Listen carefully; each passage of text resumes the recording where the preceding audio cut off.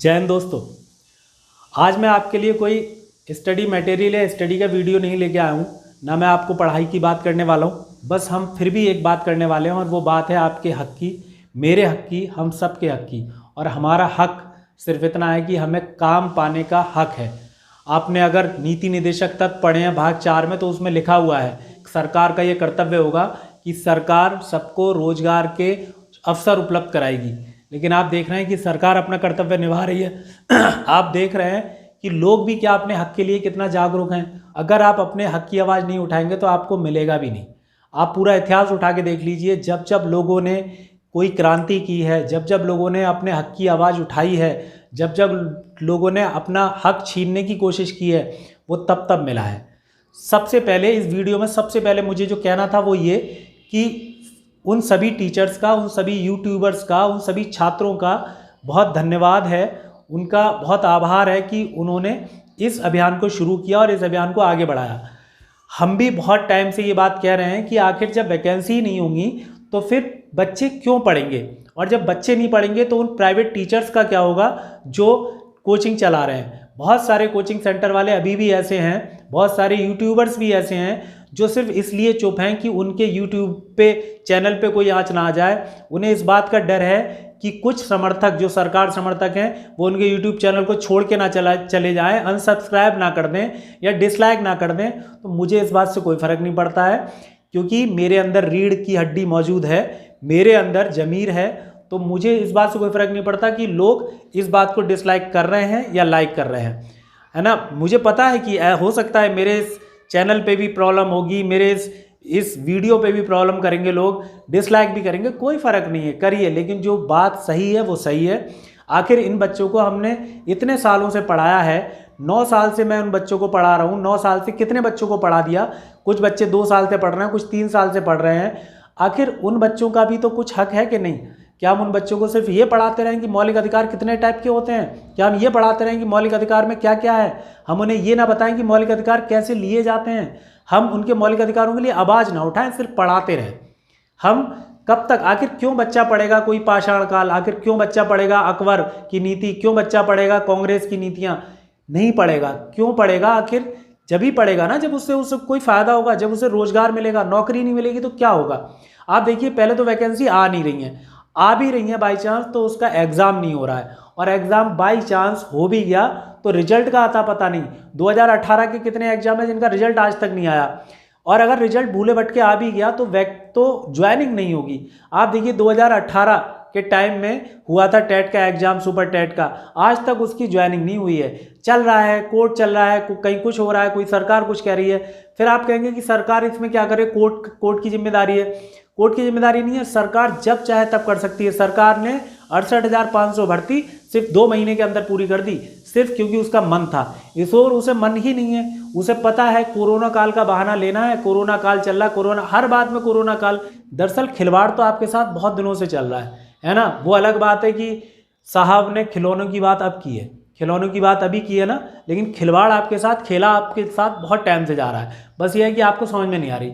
आप ये मीडिया देखिए, बायकॉट मीडिया कीजिए, है ना। और बायकॉट मीडिया इसलिए कीजिए क्योंकि इस मीडिया ने हद कर दिया। आपको सुबह से शाम तक एक केस के बारे में सुनाया जा रहा है कि अब ये होगा, अब ये इनके मोबाइल में चैट में ये हुआ, अब रिया चक्रवर्ती ये करेंगी, अब वो करेंगी, मतलब यही चलता रहेगा। कोई सेलिब्रिटी अगर प्रेग्नेंट हो जाए तो उसकी खबरें चलाते हैं। आज की खबर देखिए न्यूज नेशन पे, कितनी अजीब खबर है। और खबर यह है कि साली को कैसे सुरक्षित रखा जाए, है ना। जो घर में सालियां होती हैं उनको कैसे सुरक्षित रखा जाए, मतलब आप ये खबर दिखा रहे हैं टीवी पे, न्यूज़ चैनल पे। बिल्कुल ही हद हो गई है। कभी हमने तो नहीं देखा ऐसा। हमने भी 2007 से 8 से जब तैयारी शुरू की थी सिविल सर्विस की, तब हमने भी देखा है कि लोग की किस तरीके से न्यूज आती थी, है ना। इसी दूरदर्शन पर, इसी न्यूज़ चैनल पे इतनी अच्छी सी डिबेट होती थी। आज क्या होता है, ऐसा लगता है कि दो नवाब मिलकर मुर्गे लड़ा रहे हों, है ना। डिबेट चल रही है, लोग एक दूसरे पर तंज कस रहे हैं, एक इधर दाढ़ी वाले बैठे हैं, एक इधर टीकाधारी बैठे हैं, और जिन्हें अपने धर्म के बारे में एक पैसे की नॉलेज नहीं, और वो ज्ञान झाड़ रहे हैं। ये सिर्फ एक पूरा का पूरा एक पूरी साजिश है, और इस साजिश में सबसे ज़्यादा कोई फंसा है तो वो है बेरोजगार युवक, जो नौजवान हैं, क्योंकि उन्हें नहीं समझ में आती है कि वो पूछें अपनी नौकरी के बारे में। वो बस ये कहते हैं कि ऐसा चलता है, ऐसा क्या करें, क्या हो सकता है। अरे होगा क्यों नहीं, जब आप कहेंगे। आप देखिए आपके इस ट्विटर ट्रेंड से कितना फ़र्क पड़ा। आपने इतने ट्वीट किए, 35 लाख से ज़्यादा ट्वीट करने के बाद एक अच्छी खबर ये आई कि एसएससी ने एक नोटिफिकेशन निकाल के बता दिया कि सितंबर और अक्टूबर के महीने में आपके रुके हुए रिजल्ट आ जाएंगे। लेकिन लड़ाई अभी रुकी हुई नहीं है, क्योंकि अभी रेलवे के बहुत सारे रिजल्ट हैं, ऐसे रेलवे के एग्ज़ाम की बात है, बहुत सारे और भी टेट के एग्ज़ाम की बात है, बहुत सारे ऐसे अभी भी और भी वैकेंसी और एग्ज़ाम और रिजल्ट हैं जिन्हें पूरा होना है, जिन्हें अपनी एंड तक पहुंचना है। तो इसलिए ज़रूरी है कि आप सपोर्ट बनाए रखिए उन सभी टीचर्स का, उन सभी टीचर्स के जो अभिनय शर्मा हैं, गगन प्रताप सिंह हैं, राकेश यादव जी हैं, इन सब का आप धन्यवाद कीजिए कि इन लोगों ने इसे आगे बढ़ाया। अगर ये लोग इस चीज़ को शुरू ना करते तो शायद आज भी युवा ऐसे ही रहता है ना। हम छोटे यूट्यूबर हो सकते हैं, हम छोटे शहर से हो सकते हैं, लेकिन कम से कम इनका सपोर्ट तो कर सकते हैं। कम से कम इतना तो कर सकते हैं कि रीट्वीट कर दें, कम से कम इतना तो कर सकते हैं कि किसी ट्वीट को हैशटैग लगा के किसी ट्वीट को ट्रेंड कराने में मदद करें। कम से कम फेसबुक पर किसी को लाइक डिसलाइक तो कर सकते हैं। कम से कम मोदी जी के मन की बात को डिसलाइक करके ही अपना गुस्सा जाहिर कर सकते हैं। क्या इसमें भी परेशानी है? क्या इसमें भी आपके कोई पैसे लग रहे हैं? क्या इसमें भी आपके जेब से कुछ जा रहा है? आप इतना भी नहीं कर रहे हैं। आप सिर्फ इतना नहीं कर रहे हैं क्योंकि आपके अंदर अब कुछ बचा नहीं है। इस पूरे व्हाट्सएप यूनिवर्सिटी ने, इस पूरे मीडिया न्यूज़ ने आपके अंदर इतना सब कुछ भर दिया है कि आपको आपके साथ होने वाली गलत बात भी लगती है कि ये सब चलता है। आपको अपने साथ होने वाले अन्याय के बारे में भी आप यही कहते हैं कि ये सब चलता है। बहुत सारे निजी तौर पर मैं ऐसे लोगों को जानता हूँ जो सामने मेरे पास आके बात करते हुए कहते हैं कि हाँ वाकई में स्थिति खराब है, लेकिन अभी तक उनका एक भी रिएक्शन ना तो व्हाट्सएप पे, ना फेसबुक पे, ना ट्विटर पे, ना किसी और सोशल मीडिया प्लेटफॉर्म पे आया है। क्यों नहीं आया है? क्योंकि वही कि उन्होंने अभी भी शतुरमुर्ग की तरह अपनी गर्दन जमीन में धांस रखी है और वो अभी भी उस गर्दन को बाहर नहीं निकल पा रहे हैं। अगर होश आ जाए तो उस गर्दन को बाहर निकालिए और देखिए कि लोगों की स्थिति कितनी खराब है ना। सिर्फ और सिर्फ एक ही हल है और वो है इस युवा को बेरोजगारी से दूर करना। आप एक बार रोजगार दे दीजिए, है ना। प्रधानमंत्री जी या पूरी सरकार या यूपी सरकार, सबसे यही कहना है कि आप रोजगार पे बात कर लीजिए, रोजगार दे दीजिए, उसके बाद आपसे शिकायत रहेगी ही नहीं। आप चाहे जो करना है आप करिए। आपको मंदिर बनाना है, मस्जिद बनानी है, जो करना है करते रहिए। रोजगार दीजिए। कम से कम व्यक्ति अपनी इकोनॉमी, इस देश की इकोनॉमी और इस देश को आगे बढ़ाने का काम कर सके। जब उसका खुद का हाल खराब है तो कैसे वो कर पाएगा? मतलब आप हमसे कह रहे हैं हर बात के लिए कि आप देश के लिए आगे बढ़िए। अरे देश के लिए आगे बढ़ेंगे, उधार है कई दुकानों पे, है ना, खाने का भी, तो हम देश के लिए कर पाएंगे? क्या करेंगे हम देश के लिए जब हमारे पास खुद के पास कुछ नहीं है? तो सबसे ज़्यादा ज़रूरी है 2-3 चीज़ें मैं फिर लास्ट में कह रहा हूँ कि एक तो इन स्टूडेंट्स के लिए आवाज़ उठाइए, जिन स्टूडेंट्स का रिजल्ट रुका हुआ है, जिन स्टूडेंट्स को वाकई में बेरोजगारी में प्रताड़ित हैं, वो इतने सालों से 4-4, 6-6 साल से लोग मेहनत कर रहे हैं। कई ऐसे लोग हैं जो मुखर्जी नगर में रह के, इलाहाबाद में रह के 8-8 साल से लगे हुए हैं और उनका आज तक कुछ अता पता नहीं है। आप ये मत कहिए कि वो इतने काबिल होते तो उनकी जॉब लग जाती। जॉब लग कैसे जाती? जब एक रिजल्ट 3 साल बाद आएगा तो जब वो चौथे साल कोई एग्जाम देंगे तो क्या उनकी तैयारी वही रहेगी, वही स्तर रहेगा जो 2 साल पहले था? नहीं रह सकता। आप देखिए आरओ का पेपर 2016 का जो सितंबर में होना है, 2016 का पेपर। सोचने वाली बात है कि 2016 रिव्यू ऑफिसर का पेपर कब होगा? सितंबर 2020 में। और उसके बाद उस प्री का रिजल्ट आएगा, फिर उसका मेंस होगा, फिर उसका इंटरव्यू होगा और फिर कहीं जाके आपको ज्वाइनिंग मिलेगी। मतलब 2016 में जिसने आरओ के लिए फॉर्म भरा होगा, क्या उसकी स्थिति यही रही होगी? क्या उसमें इतनी सारी क्षमता बची होगी कि वो इस एग्जाम को क्लियर करे? अब तो नए कंपटीटर आ गए, फिर आप कहते हैं बेरोजगारी बहुत है, जनसंख्या बहुत है। अरे जनसंख्या तो आप जानबूझ के करवा रहे हैं। ये जनसंख्या वृद्धि खराब चीज़ नहीं है, इतनी आपके मन में गलतफहमी है। भारत सबसे ज़्यादा नौजवानों का देश है और ये हमारे लिए बहुत प्लस पॉइंट है। अगर हम इस नौजवानों की संख्या को रोजगार दे पाएँ, स्वास्थ्य दे पाएँ, तो ये सबसे बेहतर स्थिति में है। बहुत सारे देश प्रताड़ित हैं बेचारे इसलिए कि वहाँ पे वृद्धों की जनसंख्या ज़्यादा है, लेकिन हमारे यहाँ नौजवान ज़्यादा हैं। लेकिन ये नौजवान कैसे हैं? बिल्कुल बेकार। बेकार इसलिए क्योंकि इनके पास रोजगार नहीं है। जब रोजगार नहीं है तो स्वास्थ्य सुविधाएं उपलब्ध नहीं करा सकते अपने लिए, अपने बच्चों के लिए शिक्षा उपलब्ध नहीं करा सकते, रहन सहन का स्तर खराब होगा, तो जाहिर सी बात है कि हमें ह्यूमन डेवलपमेंट इंडेक्स में भी हमें मुंह की खानी पड़ेगी। आप सोचिए हर चीज़ एक दूसरे से जुड़ी हुई है, ये पूरी इकोनॉमी एक दूसरे से जुड़ के चलती है। तो आप इसलिए इस रोजगार को जरा सरकार जिसके कान पे कोई जू नहीं रेंगती, आप चाहे कुछ भी करते रहिए। 23.5% से नीचे जीडीपी गिर गई, माइनस में हो गई है ना। उसके बावजूद भी आप देखिए अभी तक ना तो कोई प्रधानमंत्री जी का कोई बयान, ना वित्त मंत्री का कोई बयान, ना किसी और मंत्री का कोई बयान नहीं आएगा। लेकिन कोई और मुद्दा हो जाता तो आप देखिए फौरन बयान आ जाते, फौरन ये बयान भी एकदम आते, और तो और इनके सपोर्टर आते। आप देखिए मैनिपुलेट करना क्या होता है, आंकड़े तो मैनिपुलेट होते ही होते हैं। व्हाट्सएप पे जो वीडियो था प्रधानमंत्री जी का मन की बात, उसमें लोगों ने डिसलाइक किए और उस डिसलाइक को भी मैनिपुलेट कर दिया।